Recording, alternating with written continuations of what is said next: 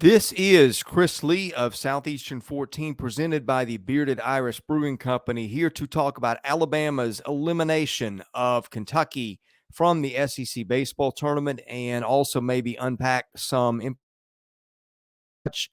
from that. The game, final score, Alabama 4, Kentucky nothing. And in that one, Alabama gets an unexpected great performance from Hunter Furtado, goes 5 scoreless innings. Alton Davis, the closer for Alabama, the left-handed freshman, closes that out.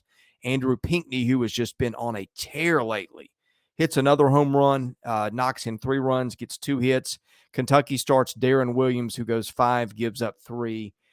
In any case, Alabama keeps rolling, which the Tide have been doing for about 3 or 4 weeks now after the coaching change and playing well at just the right time. The Crimson Tide will move on to face Florida in the double elimination portion of the tournament. That game scheduled for 4:30 Central in Hoover on Wednesday. Now let's look at some implications for tournament seeding. Let's start with Kentucky. The Wildcats are still the number 2 RPI team after tonight. I think both Baseball America and D1 Baseball have them in their brackets as hosts this week and pretty firmly in, as do I. I would probably put Kentucky in that 10 to 11 national seed range. And if you start looking at what the Cats have done, it's hard to find a lot of flaws. Kentucky 16-14, number 2 RPI, 9 strength of schedule, number 1 non-conference RPI, number 9 strength of schedule, 11-11 on the road, 0-1 on neutral sites, 11-11 against the top 25 in the RPI, 9-5 against that 26 to 50 cohort, 6-2 against 51 to 50. And then 51 to 100. That's what I'm trying to say. And then 10-0 against teams 101 plus. You look at series wins, swept South Carolina, swept Indiana State, took 2 or 3 from Alabama in the regular season, single game wins over Florida, LSU, Tennessee, Texas A&M, Indiana. Kentucky should be hosting. The only reason Kentucky wouldn't host would be too many SEC hosts. I don't know if the committee has the stomach to give the SEC 8, which is what I would give it. That would also include Alabama. Alabama, after tonight, here's some metrics on the Crimson Tide. 39-17 overall, 16-14 in the league, 10 RPI. Bama was 12 coming into the day. Number 14 strength of schedule, 13 non-conference RPI, 123 non-conference strength of schedule. If you want to pick a bone with Alabama, it's that. The non-conference portion wasn't great. Alabama was 17-3 against teams 101 and up in the RPI. That's not great, but you look at what the Crimson Tide did: 7-11 against the top 25, 9-3 against 26 and 50. That makes Alabama 16-14, 5-0 against 51 to 100. No reason to leave Alabama out of the field in my mind. The only reason you would do so with either team is if you just said, hey, the SEC is getting too many hosts already.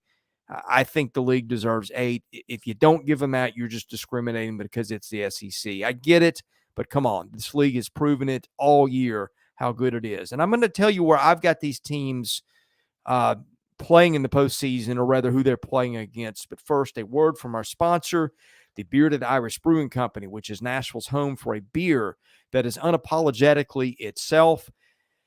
Memorably composed and fun to drink, they offer a wide variety of hop-focused offerings like IPAs and DIPAs, as well as selected fruited sours, stouts, and a new hard seltzer. Check them out in their West Nashville location and tell them we sent you.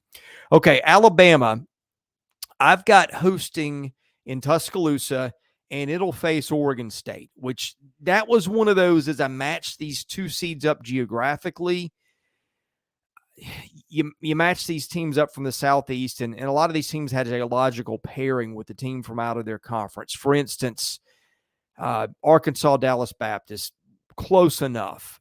You had, let's see, some other ones. I had Tennessee going to Clemson, 3 hours away.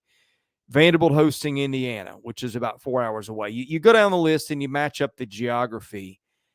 And at some point you run out of teams where you're going to have to send somebody from the West Coast somewhere else. I have several West Coast teams in my bracket that got to go somewhere. And Alabama was kind of one of the last teams standing without a match. And so I've got Oregon State going to Alabama, which I wouldn't be tremendously excited about if I were Crimson Tide fans. But if I'm Oregon State, I'm not too excited about going to play Alabama either.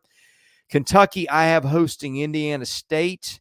That would be in Lexington, of course, not too far down the road from Terre Haute. So that's how I've got them paired as we end Tuesday night. Sure, these things will change. I've got Boston College as the last host.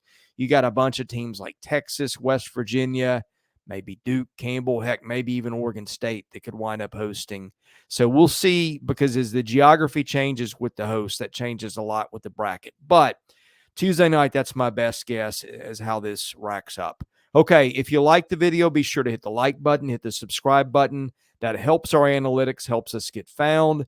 And we will be back probably with a Wednesday morning wrap-up of Missouri and Auburn and implications from that one. The reason the SEC got off schedule with rain delays, and it's going to end late, and I got to get some sleep at some point. So we'll do that. We'll have some more implications of hosting and such as the week goes on. But in any case, thanks for watching us here at Southeastern 14. We'll see you again soon.